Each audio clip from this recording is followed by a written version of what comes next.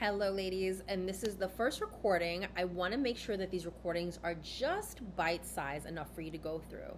So, you are in this group mainly because you want to diversify and create a little bit of a healthy space from your online marketing and sales. And you're looking to follow my experiment, which is walking in, doing more in person, like literally walking into businesses, speaking to professionals and business owners, and pitching right there. So the first thing that I want to talk about today is that I can fit into like a 10-15 minute bit for you is the mindset of diversifying, kind of leaning away from the thing that has always worked really well for you, but then shows signs of slowing down and actually allowing yourself to diversify. Then also I want to cover the mindset of walking in someplace cold and pitching, and that's going to take us a little bit into the difference between the culture of on the online space and social media space versus the culture that I'm finding so far as I reacquaint myself with just walking into places and being face to face with a person. So it takes a lot. When I started Facebook in mid 2021, and I was able to quickly get feedback. I created offers quickly based on that feedback, and I just my business took off. And this is while I was homeschooling 2 children, mind you, and also my husband had been recovering because he was fresh out of a major hemorrhagic stroke. So there was a lot going on here, and I was able to just rely on that one platform. I didn't need to have a presence anywhere else.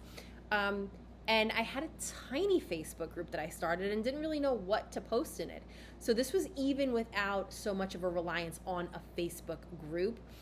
Didn't have an email list. Always hated the idea of email lists. And never agreed with the buyer psychology of email lists. And I'm going to get into a little bit of why that is. So it could take a lot. I understand that it can take a lot when something that has worked so ridiculously well without having to even question it all of a sudden starts becoming a little more difficult. And then you find yourself having to create a little more content and post a little bit more and be more present. And then the bar just kind of keeps going up for how much content you have to create, how snappy of a headline you have to have there. Which is why over the last 2 to 3 years, if you've noticed, we are seeing a lot of women entrepreneurs creating content that is a bit ranty or a bit calling things out, a bit aggressive.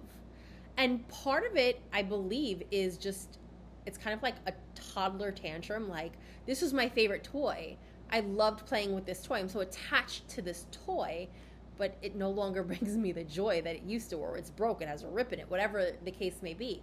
So we're seeing that in the content. We're seeing the behavioral, the kind of like resentment come out in the content, but also we're seeing the attempt to stand out getting crazier and crazier and crazier, because as you have so many more people able to create content and loads of it because of AI, you have some good AI content and some horrible AI content where no one even bothers to change a word. They just copy and paste it. And that's leading to more of this. And just scroll. It's continuing to contribute to lower attention spans, right? So just when you get the tool to help with productivity, it's not the level out that you think it is. It's still, the bar still goes up. So there's that mindset piece, having to bring yourself to be honest with yourself. That's one of the most important and valuable things you could do in life, but also in your business, is just being honest about, okay, this isn't giving me the return on investment that it used to, or I'm having to be on here 3 times more, in terms of effort and time, in terms of times of posts, how many times I post, and how many days a week I post, just to get the same amount of client acquisition and inbound leads and interest as I did 2-3 years ago. So starting to kind of wean yourself off of, and trust me, on Facebook, I tried so many different things to wake up my group, to do all of these different things, to participate in other groups, which some of those groups do still work fairly well. But again, you have to be honest with yourself and not hold on to it so tightly that it scrapes your hands up. Can't treat it the way some women treat a relationship that has gone way past its expiration date, okay? Use it for what it's good for to the extent that you can. Get people from there into something else. I like Skool right now. And then let's also go into the mindset now of walking into places sight unseen. Because it's and then the difference between the cultures of online, social media, and in person. Now, I have a past where as a high schooler, I was going door to door selling Kirby vacuum cleaners. It's like a $3,000 to $5,000 vacuum cleaner, walking into strangers' houses sight unseen. I was selling Cutco knives and showing people how tough the knife, the scissors that they make were, and cutting pennies and showing how it cuts through pennies, right? I did telemarketing. I got rewards doing retail sales, especially when I worked at Seal and BB at the Roosevelt Field Mall where I lived. And so when I came into the online space, it was like a culture shock, because even though there was decades of a gap between those experiences versus when I got online, I couldn't believe that even though I started when people, like I said, people were coming in off of posts into my offers so easily, I still couldn't believe the extent, and it's just gotten worse, to which we're expected to tap dance, to perform. And many of you are here because you're tired of wearing these kind of performative masks. And I don't mean it in the sense of being fake. I mean it in the sense of, okay, what headline am I going to experiment with this week? What image is going to really attract their attention? What's going to really stop the scroll? Okay, because the stakes just keep getting raised on us. So it's that type of performance where you're not getting to focus on the things that really matter and that you really started your business to do. You're getting sidetracked with all of these other things that just, again, the stakes, the bar just keeps getting raised. So people don't appreciate directness on social media. On social media, you have to find something that gets you a foot in the door, gets them to open their ears and listen with your content, gets them interested, and then sneaks in your offer. You can't just be direct. And for some people, you have to do this for 6 months, a year. Some people, you do it in one post and bam, they're on you. That occurrence, however, is becoming a lot more difficult to capture because posts are getting a lot less reach. So I'm loving the fact that when you go into a place, I'm being met with, wow, I give you so much credit. It takes so much nerve to walk into a place. It's not like it was when I was younger walking into places and when I did it for B2B companies and you had the gatekeepers there and they were very snarly and looking to kind of tear you apart, to exercise a little bit of power that they felt that they had within the company. I'm being met with people who immediately the trust and the respect level is there. Not necessarily enough where they're like, oh yes, I'll buy anything from you, but where they're open to having a conversation with you, and where they look at directness as a sign of respect, not just for yourself, but also that you respect their time. Because the time that they're taking to speak to you is time that they're taking away from managing, helping somebody who's on the sales floor close a deal, or whatever, for whatever type of businesses that you would work with. It's pulling them away from something that is a valuable activity for them, even if it's just taking a few more bites of lunch or just having a few minutes to just kind of ground themselves during the day. It's taking time away from that. But they respect the approach. They know that unlike with DMs, you don't have time to sit and formulate a really good answer. What did my coach teach me of how to reply to that? You don't have the ability to, oh, excuse me for a second, take your phone and they said this, what should I say next on AI? When you're in person, they see that you understand your offer your skill set and their needs and wants and their desires in such an intimate way. And that you have this flexibility of thinking. And that is extremely valuable. When you go into a business, okay, it's very different from how you describe what you do on Facebook. On Facebook, it's kind of like we're all students at like an art college and we're all trying to out-creative each other.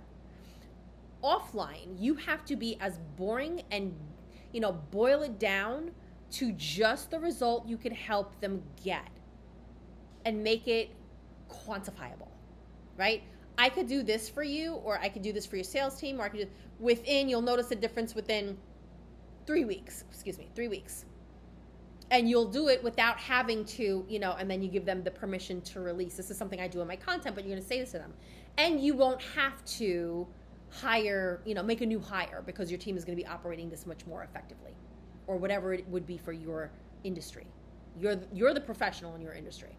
You're here, I'm treating you as the professional in your industry. You know what they want, you know the other ways that they can go about doing it, and you know why your way and working with you is better, right? So you're not going to say, I teach your, if you want to do trainings for people who work at car dealerships for the sales team, you're not going to walk in and say, I'm going to teach your reps, your sales professionals to be more calm and grounded during the conversations, through somatic practices.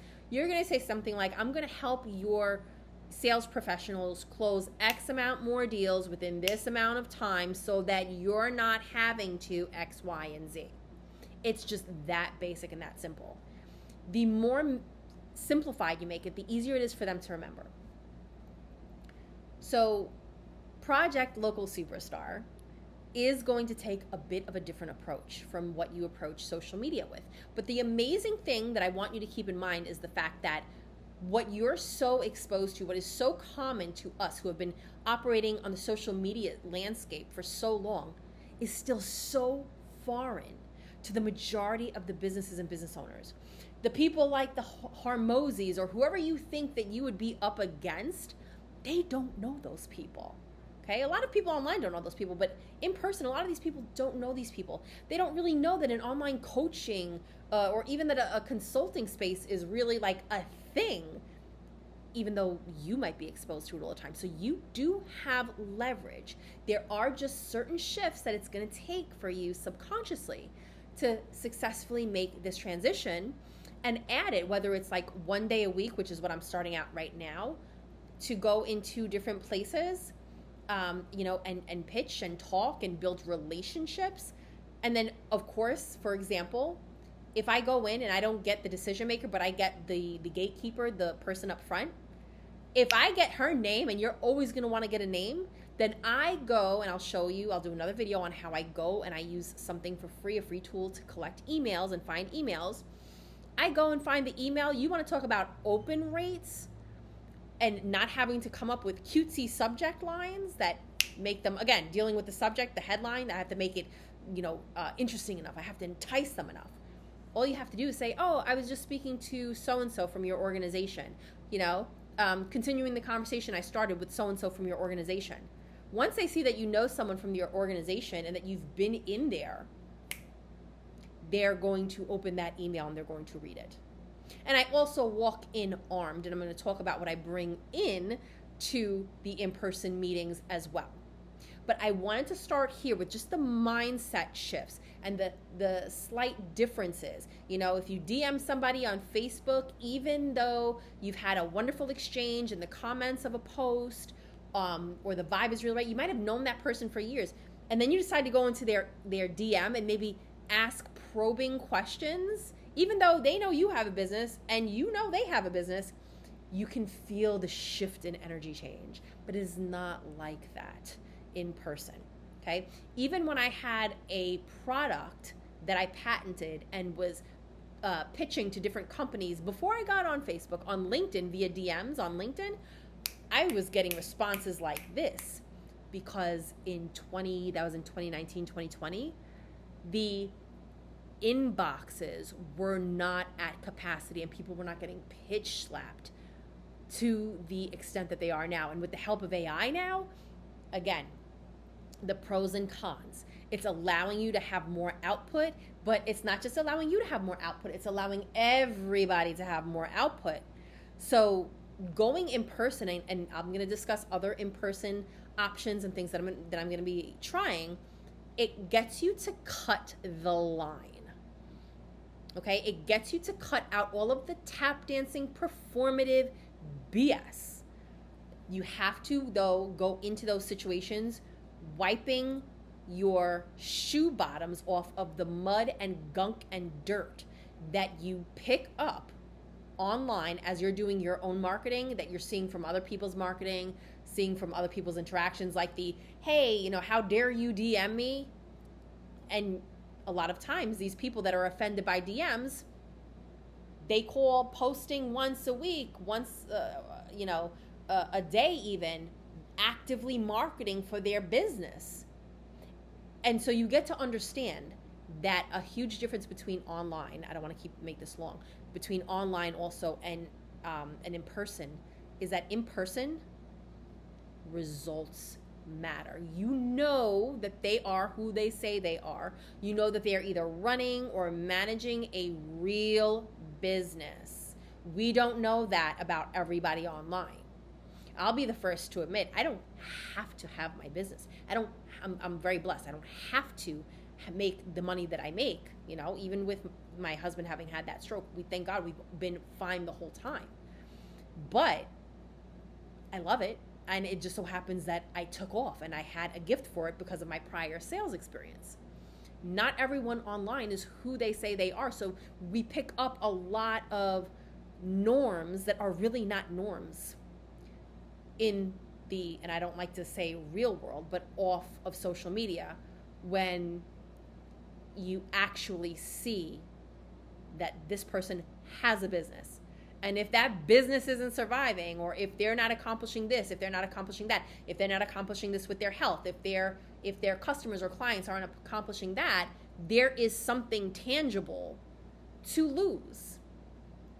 So let me know in the comments, what do you feel like is or are going to be your biggest internal mental shifts, belief shifts, that you get to make in order to walk into these businesses with confidence, diversify your client acquisition, and create that healthy space away from just constantly being online. Because I'm going to tell you something else that actually was unexpected. Offline, I am learning that I am quite different in how I approach sales and marketing and conversations and my brand versus online.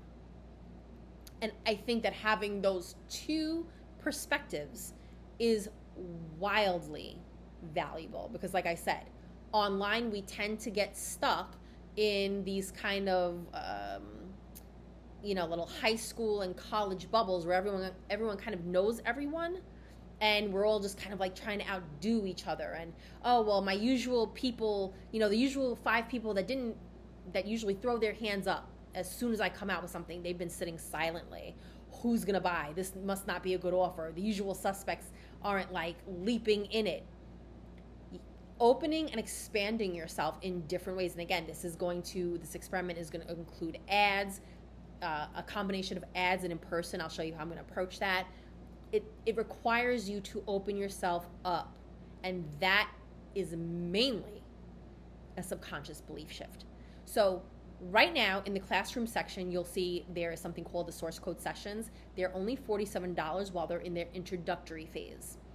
This is what I base my in-person trainings for, and it's going to help you get to the heart of the subconscious beliefs that you've picked up along the way from childhood, not just in the online space, but from childhood.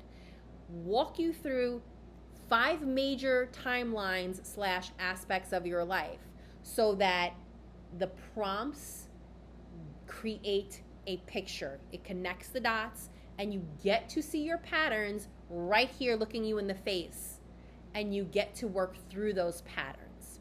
You can't work with what you don't know exists. So Grab those, and if you want for free, there's the free Crave Binge Buy Effect mini series. It's going to go into why one of the things that has always gotten me, which was email marketing, goes against buyer psychology. It takes someone who was hot in the moment that you got to stop, which in and of itself is quite the feat, and it pushes them off to an ice cold dungeon that, you know, if they get around to it that day, maybe they'll click on the thing they opted in for, maybe they won't, right? Oftentimes they forget why they even cared to stop, why your post even made them lean in. But it goes to also speak to the fact that most online client acquisition advice is made for people who do not multitask. It is made for people who, with the assumption that you're always on, you're always having good days, things are always going according to plan. And that's just not reality. But if you're building a real business, a sustainable business, you have to have systems and client attraction methods that go beyond and in a streamlined, simplified way. So PS, before I wrap this up, I am not adding more to my to-do list. I am simply replacing a couple of things that had proven to not be worth it, like Instagram for me. Okay, the amount of reach on Instagram, I'm not willing to play that game and tap dance like that and wait 3, 6, 9, 12 months for something to come of that, and allow, even if I got a ton of views or a ton of likes all of a sudden out of the blue, I'm not going to allow that to romance me into the idea that that's business progress. Okay, my sister is an influencer. She makes her money by getting contracts with companies that pay her to do ads and place their products in her videos. It's UGC. That's a different story. We are not UGC creators. We are the owners of our services and our products. And so we need something other than just likes, hearts, reposts, and things of that nature. So let me know in the comments, what are you anticipating is going to be the deep belief shifts that you feel like you're going to have to kind of stretch yourself, lift that leg up high and get over that hurdle. This way I can help you address it.